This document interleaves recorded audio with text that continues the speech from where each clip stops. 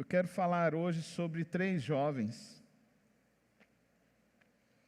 Três jovens que estavam enfrentando uma grande luta em suas vidas.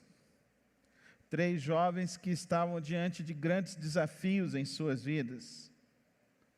Três jovens que estavam sofrendo uma terrível provação e uma terrível tentação em suas vidas. Eu vejo que hoje o mundo oferece terríveis tentações e terríveis provações para a juventude.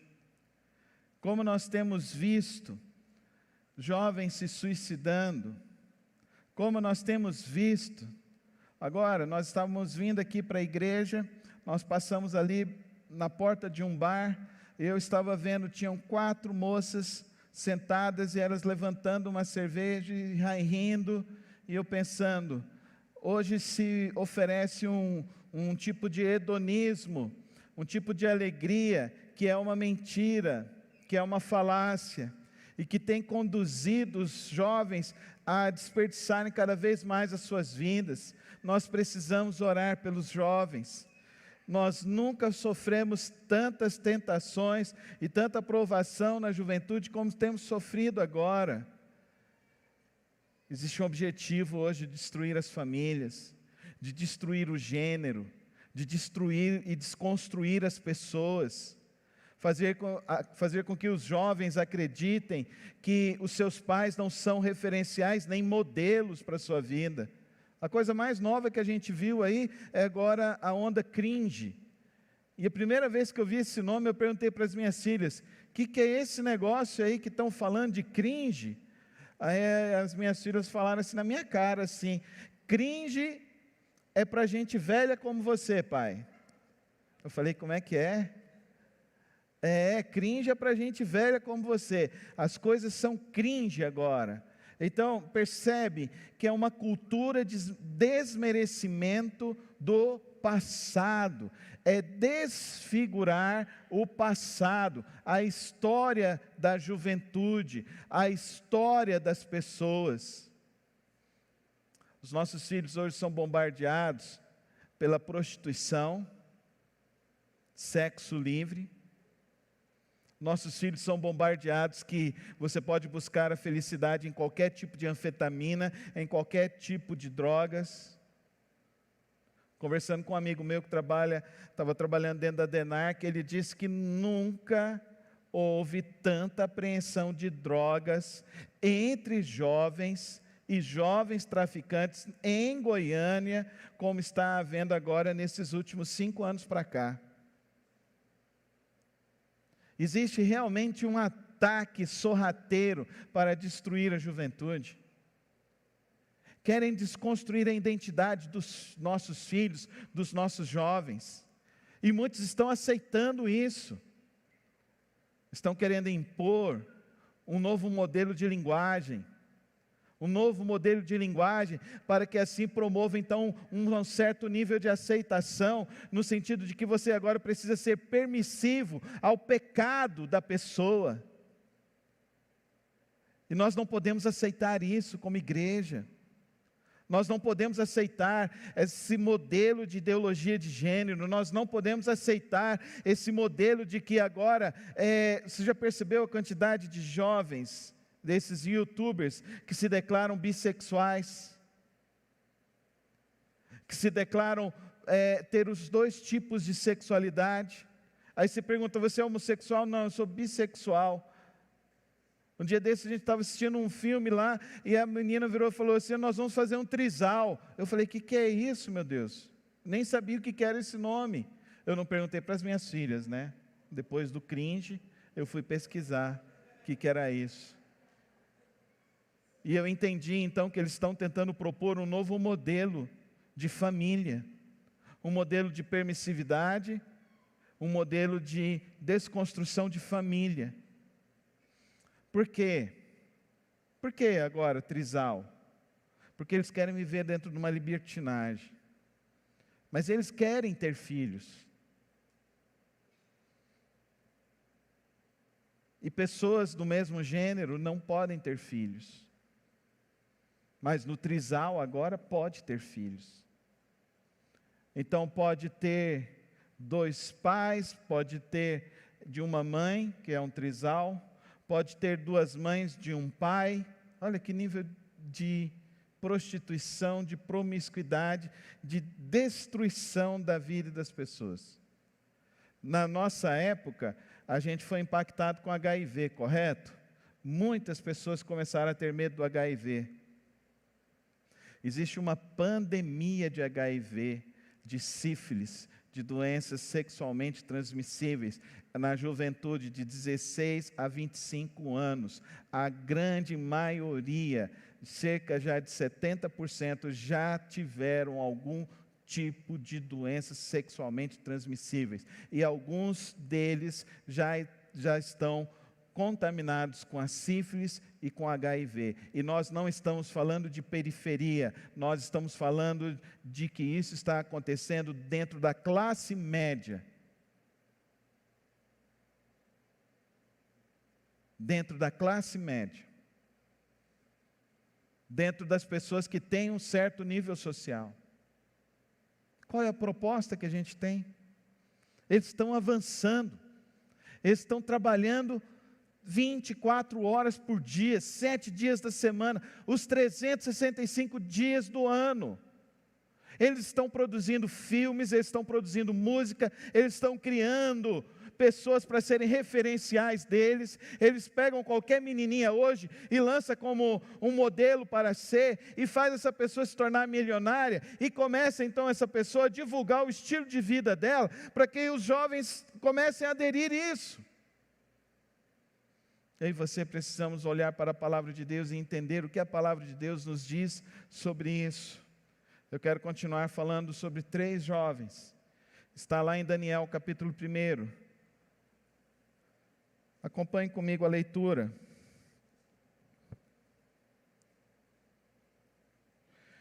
No terceiro ano do reino de Jeoaquim, rei de Judá, Nabucodonosor, rei da Babilônia, veio a Jerusalém e a sitiou.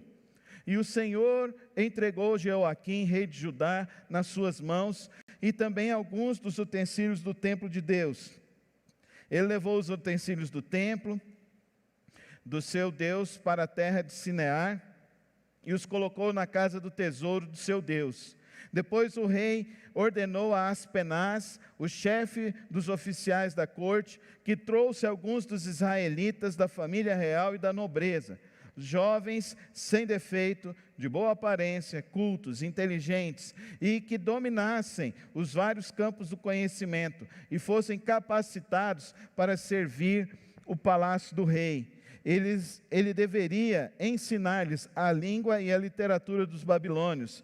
De sua própria mesa, o rei designou-lhes uma porção diária de comida e de vinho. Eles receberiam um treinamento durante 3 anos e depois disso passariam a servir o rei. Eles estão procurando quem? Quem o mundo está procurando hoje, queridos irmãos? Eles querem os nossos jovens, eles querem os nossos filhos, eles querem nossas crianças e nossos jovens. Como Nabucodonosor foi lá e buscou aqueles que eram os melhores, ele está buscando também. Essa época, Satanás, com todas as suas ordens e todas as suas ideologias, está atacando os nossos jovens. O maior nível de evasão das igrejas não é entre os adolescentes. O maior nível de evasão das igrejas é a partir dos 18, 19 anos. Da cada 10 jovens que ingressam hoje no ensino universitário, dentro das igrejas, 7 nunca mais voltam para a igreja. 7 assumem homossexualidade. 7 vivem fora do padrão que aprenderam com seus pais.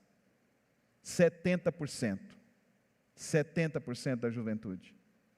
O que eles estão fazendo dentro das universidades para fazer com que destruam assim os nossos ensinamentos, os nossos padrões de vida? O que eles estão fazendo lá? Continuando a leitura. Entre esses estavam alguns que vieram de Judá: Daniel, Ananias, Misael e Azarias. O chefe dos oficiais deu-lhes novos nomes. A Daniel deu o nome de Beltesazar, a Ananias Sadraque, a Misael Mesaque e a Azarias Abdinego. Daniel, contudo, decidiu não se tornar impuro com a comida e com o vinho do rei, e pediu ao chefe dos oficiais permissão para se abster deles. E Deus fez com que o homem fosse bondoso para com Daniel e tivesse simpatia com ele. Apesar disso, ele disse a Daniel: tenho medo do rei, o meu senhor, que determinou a comida e a bebida de vocês, e se ele os achar menos saudáveis que os outros jovens na mesma idade, o rei poderia pedir a minha cabeça por causa de vocês. Daniel disse então ao homem que o chefe dos oficiais tinha encarregado ao cuidar dele, de Ananias, Misael e Azarias: peço-lhe que faça uma experiência com seus servos durante 10 dias. Não nos dê nada além de vegetais para comer e água para beber. Depois compare a nossa aparência como a dos jovens que comem a comida do rei, e trate os seus servos de acordo com o que você concluir. Ele concordou e fez a experiência com ele durante 10 dias. Passados os 10 dias, eles pareciam mais saudáveis, mais fortes do que todos os jovens que comiam a comida da mesa do rei. Assim o encarregado tirou a comida especial e o vinho que estavam sendo designados, e em lugar disso lhes dava vegetais. A esses 4 jovens, Deus deu sabedoria, inteligência para conhecerem todos os aspectos da cultura e da ciência. E Daniel, além disso, sabia interpretar todo tipo de visões e sonhos. Perceba, o nosso sucesso vem de Deus, amém, irmãos? O nosso sucesso vem de Deus. A nossa vitória vem do Senhor. Daniel foi e propôs então esse desafio: nós não vamos comer a comida que é oferecida aos ídolos, nós não vamos beber e ingerir o vinho. Depois de 10 dias, veja como nós vamos estar. E como eles estiveram? Eles estiveram mais fortes, mais saudáveis. Existia nesses jovens um compromisso com Deus maior do que um compromisso com as coisas deste mundo. O que nós estamos ensinando para os nossos jovens, para os nossos filhos, é que precisamos realmente ter um compromisso com Deus maior do que as coisas deste mundo? Ou nós estamos vivendo hoje numa permissividade muito grande? Nós estamos vivendo hoje numa maneira que realmente tudo pode, e se uma coisa que você diz que tudo pode, o seu filho vai fazer o dobro do que você acha que ele vai fazer, porque é normal da juventude. Você se lembra quando você era jovem, quando seu pai falava para você não fazer isso, quando sua mãe impunha para você não fazer isso, é 10 horas para chegar, e você sempre provocava, chegava às 11 horas, um pouquinho mais tarde. Ah, pastor, mas não era assim, mas você tentou pelo menos 1, 2 vezes, antes que eles exercessem uma disciplina que hoje nos foi tirada. Depois desse tal de Estatuto da Criança e Adolescentes, isso aí trouxe uma derrocada à juventude brasileira. Uma derrocada à juventude. Porque eu comecei a trabalhar com 13 anos. Gustavo, a minha carteira está assinada desde os meus 13 anos de idade. E naquela época a gente era chamado de badeco, porque era aprendiz. Agora os meninos não podem começar a trabalhar antes dos 16. E eles precisam ter autorização dos pais para começar a trabalhar. Eu fiquei triste de ver um estabelecimento agora na pandemia, de um mecânico, e ele estava com os 2 filhos dele.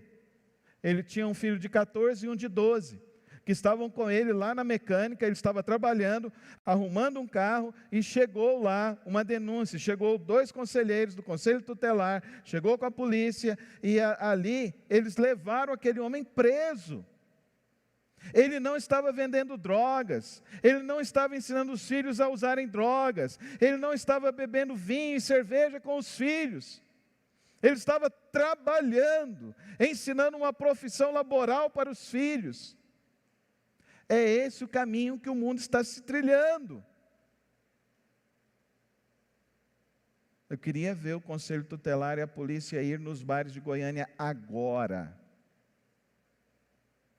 Pegar a identidade, prender os donos dos bares, os adultos que estão dando bebida alcoólica para as crianças agora.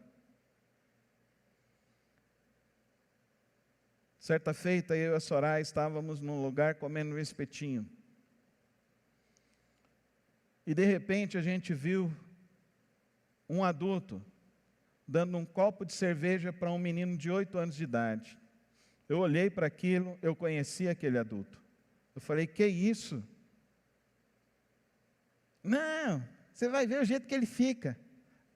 Eu falei assim, que é isso, rapaz? É seu filho, uma criança. Se você não parar, eu vou denunciar. Aí ele virou e falou para mim assim, você não sabe com quem você está mexendo, hein, pastor? Eu falei, Soraya, vamos embora. E nunca mais voltamos àquele estabelecimento. Nunca mais voltamos àquele estabelecimento. Um dia lá na S1, a gente estava lá, chega um jovenzinho, por volta de uns 14 anos, ele entra, assiste o culto, termina o culto, na época eu ficava na porta, ele foi passar, ele virou e falou assim, acho que o senhor não lembra de mim. Eu falei assim, não estou lembrando. Aí ele virou e falou assim, eu sou o filho do fulano, mesmo. E por que você se lembrou de mim? Porque um dia o senhor brigou com meu pai, porque ele estava dando cerveja para mim. Ele falou, meu pai está preso. Estou eu, minha mãe, meus 2 irmãos. A minha mãe está fazendo quentinha para sobreviver.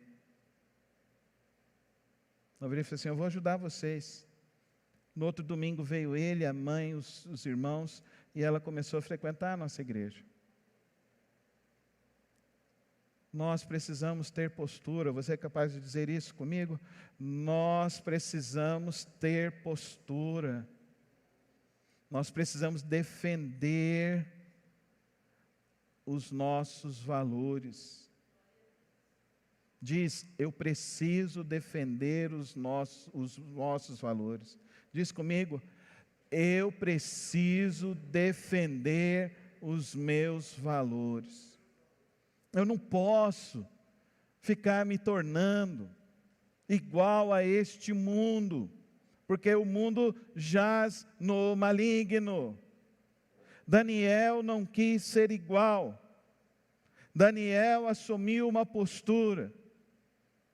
E Daniel sabia que a postura que ele estava assumindo, Deus poderia agir poderosamente sobre a vida dele.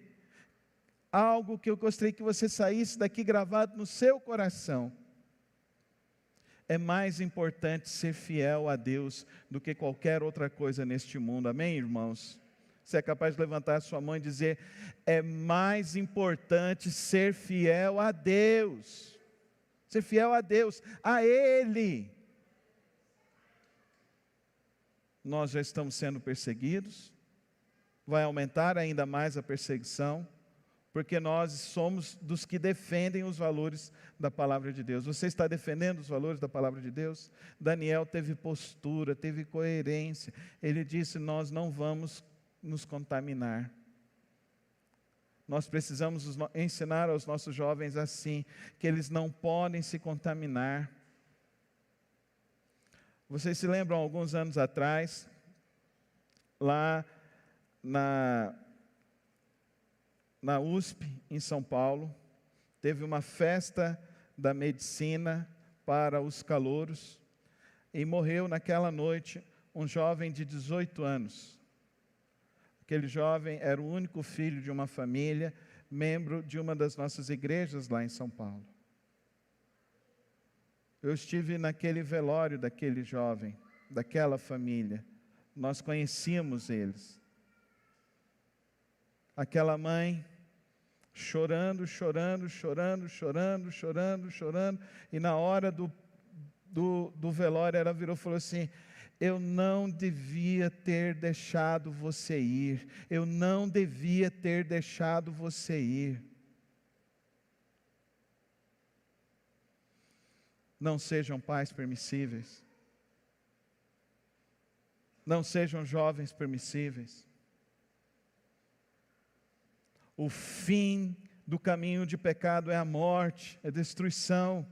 Mas o fim daquele que se compromete com Deus é vitória. Amém, igreja? Amém, igreja?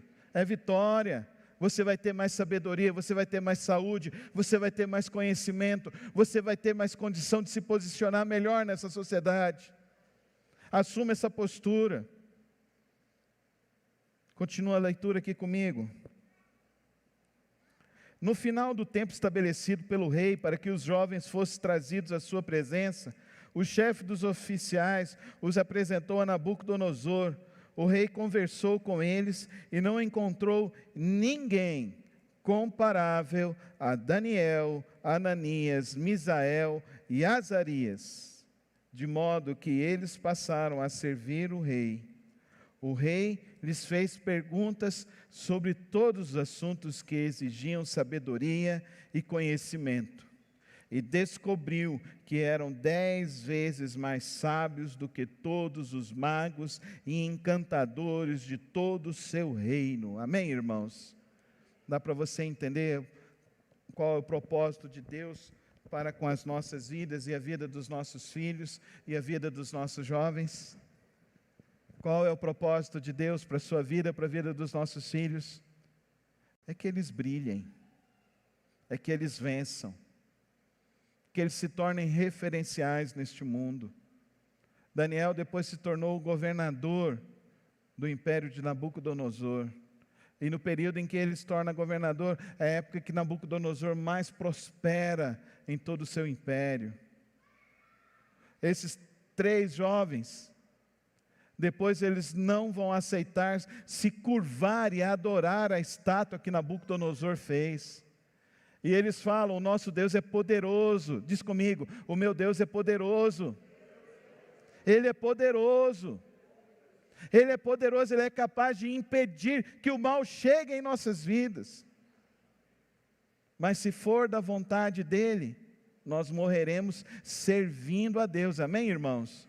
A primeira parte é fácil, né? Nosso Deus é poderoso e não vai impedir. Mas, eles colocaram esse mais. Eles aprenderam a lidar com as provas. Eles aprenderam a lidar com as circunstâncias difíceis. Eles aprenderam a lidar com a fé. Eles aprenderam a lidar com todas as situações da vida. E entenderam que quem tem primazia em nossas vidas é Deus. Amém, irmãos? E nós estamos submissos à vontade de Deus, à vontade do Senhor.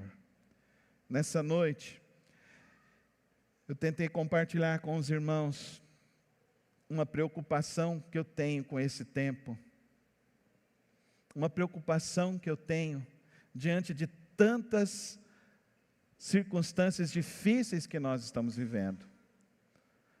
Existem muitas outras coisas que podem ser faladas sobre esses temas, e o meu objetivo, de maneira nenhuma, foi esgotar esse assunto.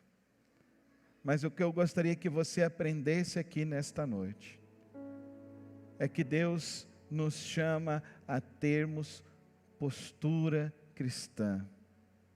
Deus nos chama a defender os valores da palavra de Deus. Deus nos chama a não nos contaminarmos e a não sermos pessoas flexíveis e maleáveis ao espírito da época, às ideologias da época, mas a vivermos segundo o padrão de Deus, segundo os valores do Senhor, o nosso Deus. Porque esses valores são aqueles que podem produzir a verdadeira vida para nós, a verdadeira satisfação, a verdadeira alegria. A verdadeira alegria não está neste mundo de prazer, de falso prazer, não está neste mundo, nessas propostas de que você vai ter essa alegria, não. A verdadeira alegria é conhecer a Deus, conhecer o Deus Todo-Poderoso, porque quando nós o conhecemos, Ele nos enche de uma vida que preenche a nossa vida, preenche o nosso coração, produz uma alegria, produz uma força inestimável.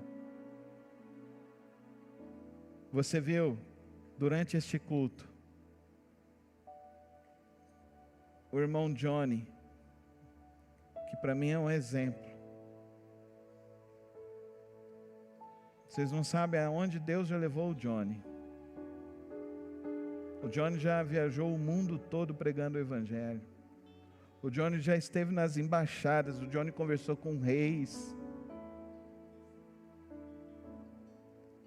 O Johnny conheceu os principais jogadores das seleções de todos os tempos.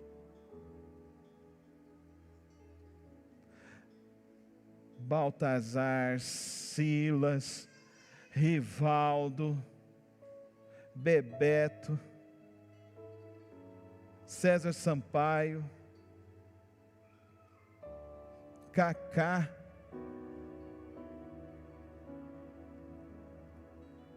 e ele, nessa noite, nos fala, com a sua vida, o que Daniel fez com a vida dele naquele momento. Vocês viram o que ele falou? Amanhã eu vou estar aqui evangelizando e ganhando almas. Amém, irmãos? Que esse seja o nosso ânimo, que esse seja o nosso desafio de viver. Jovens, tenham essa alegria de fazer a vontade de Deus.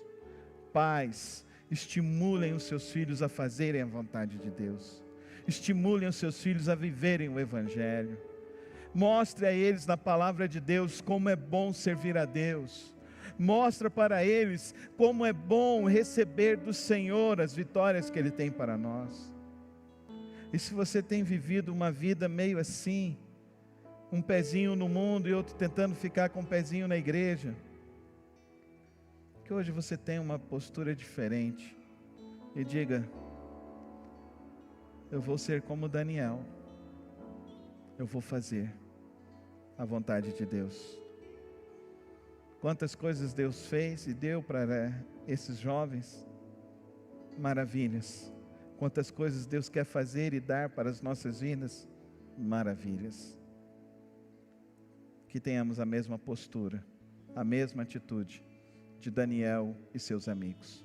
Feche os teus olhos neste momento, coloca a sua vida diante do Senhor. Ora ao Senhor neste momento. Fala com o Deus que te criou. Fala com o Deus que te trouxe aqui nesta noite. Fala com Ele que você quer viver para fazer a vontade dEle. Fala com Ele que você precisa da força dEle, da graça dEle, do poder dEle para fazer a vontade dEle. Peça a Ele essa força, essa graça. Peça a Ele do poder dEle sobre a tua vida nesta noite.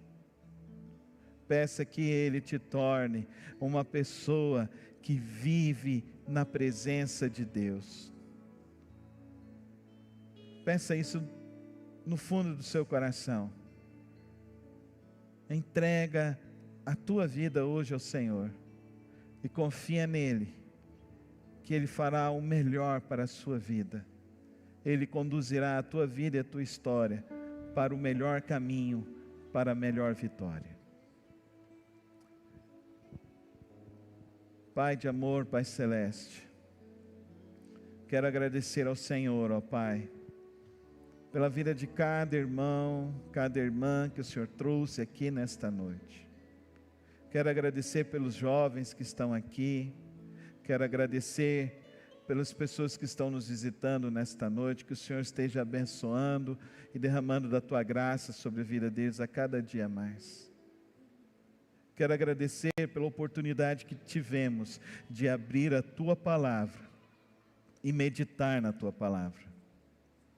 E que nesta hora, ó Deus, o Teu Santo Espírito nos leve não apenas a ouvir, mas a reter a Tua Palavra.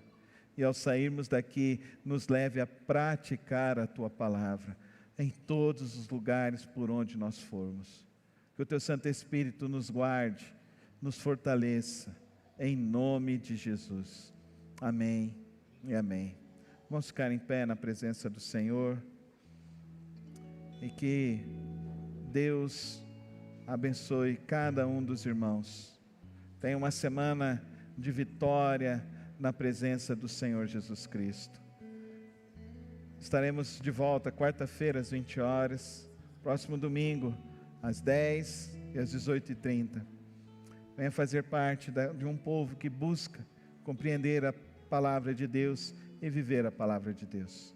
Que Deus abençoe e nos guarde, em nome de Jesus. E agora, ó Pai, que o amor de Deus Pai, a graça do Filho Jesus Cristo, e as santas, eternas e preciosas consolações do Teu Espírito Santo estejam sobre a vida de cada irmão, cada família nesta hora. Que o Senhor te abençoe e te guarde. Que o Senhor te dê uma semana de vitória. Que o Senhor te dê uma semana de paz e sabedoria, em nome de Jesus. Amém e amém.